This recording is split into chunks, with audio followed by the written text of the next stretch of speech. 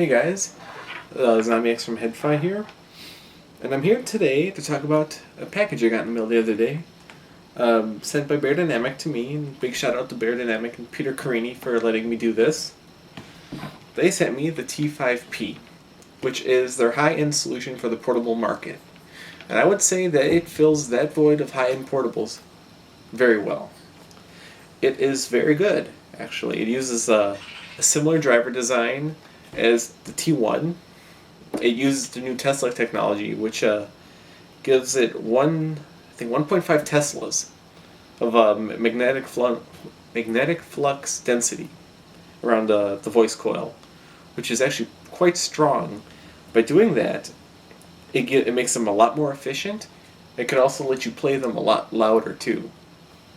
It gives it more reserves, I guess you can say, according to Beyerdynamic. But it's more or less efficiency. It's super efficient. This being a 32 ohm model and having the Tesla drivers, it's incredibly efficient. I would. They don't really have exact numbers. They say it's like 126 decibels of like maximum sound pressure level. It doesn't give you the sensitivity, but I know the T1 is 116 decibels. And I would say that this one's probably close to that, probably 116 to 120 of sensitivity, which is super sensitive. And you can definitely tell that when you play through an amp or something.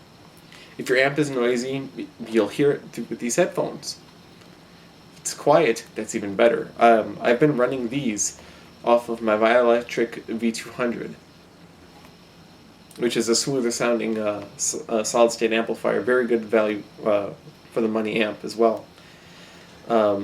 These through the Beyerdynamic are very smooth. They have a very similar tone to the T1, being a generally warmer and a tad bassier with a slightly rolled treble, but the T5 does have more treble than the T1, but it's not a lot more. I know a lot of people in the HeadFi community said it's a bright headphone, and it does have a lot of treble, but it's not bright. Some people said it's brighter than the DT990, which no, it's not. It's nothing like a DT990's treble.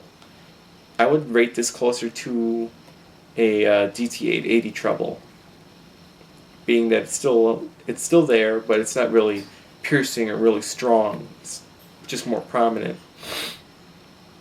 But like I was saying, it has similar sonic features to the T1. It's warm. The only thing is that it has the bass. It reaches deeper than the T1, but it doesn't have as much mid bass or body to it. And that's what some people on HeadFi kind of got confused about when I said it had more bass. I meant more sub bass. I didn't specify. That's my fault. Otherwise, I would say it's very close to the T1 as far as performance, but it won't measure up the exact same. The T1 is still much, much better, given when you have a good amp for it, because it's 600 ohms. But this alone, for like a portable setup, it's pretty darn good, yeah. It's very easy to drive, so you don't have to worry about that. It has great sensitivity. It comes with this little foot cable, which isn't really super long. Gets the job done, but I use their included 10-foot extension cable, I believe it is, with it. It comes with a Switchcraft right angle, or it's Nutric right angle mini plug, 1/8 jack, which is pretty cool. I like seeing that. Gives it more of a DIY feel to it, and I like that because I'm into DIY stuff. I do a lot of DIY. So yeah. But the one thing is that the cable's it's a bit stiffer than what I would like for portable use. The cable I really like for a headphone, it's a crappy headphone, but it's the Sony MDR V150. That cable, I like the feeling of that cable. It's really soft, it's really pliable, flexible.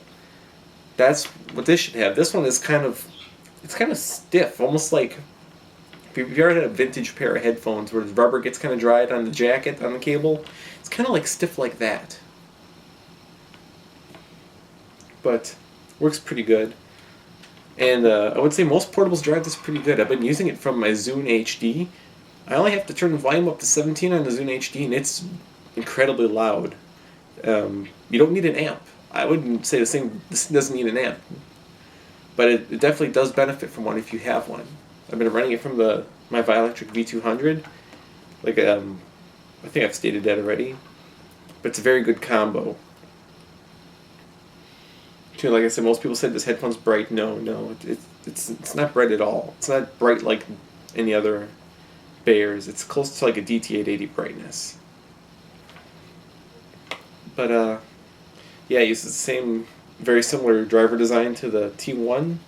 If you could see that in there. It's going to be the angled drivers. But one thing is that I think there's resonance. Because I hear it sounds like a resonance in the treble, maybe like 8 kilohertz, I think that's the range in there. You could hear it. I know with my T1 I did a felt damping mod.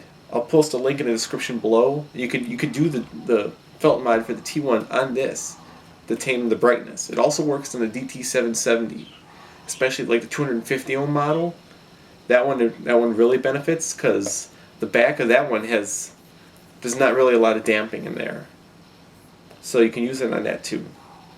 But this guy for portable use, he's pretty darn good. He's warm sounding. I like that. As far as like genre wise, what to play with, I think it's pretty good all rounder. I'd rate it like a higher end closed DT880 kind of, I guess. Some people may disagree with that, but it reminds me a lot of a DT880 in sonic signature. Not signature, but like presentation, I guess you could say. Presentation in the bass reminds me of an 880, but it's better bass. It's really tight and controlled. It reaches down, and the music has punch.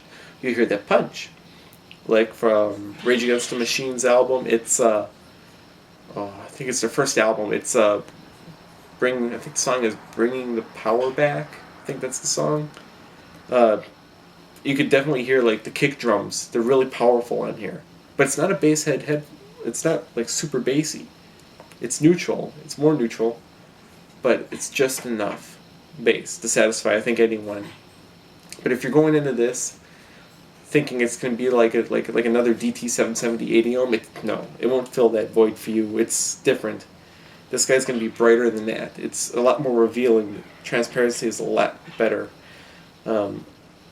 Also, using these from a portable player, you're not going to be getting the most out of them. That's one thing I have to say is that I know it's designed as a portable, and it does great as a portable from like a Zune. It does awesome. But hooking it up to a good DAC and a good headphone amp, these things really, really shine. Like I'm using the Bioelectric V800 DAC now. With this, having XLRs come out of the Bioelectric DAC into my SPL auditor, and then I'm using the pass-through function to go to the V200 headphone amp by Bioelectric. And I like this. With this, I have the gain set at -6 decibels on the Bioelectric, and this thing sounds great. I can crank it up pretty loud, distortion free. I mean really loud. There's no distortion. I love that.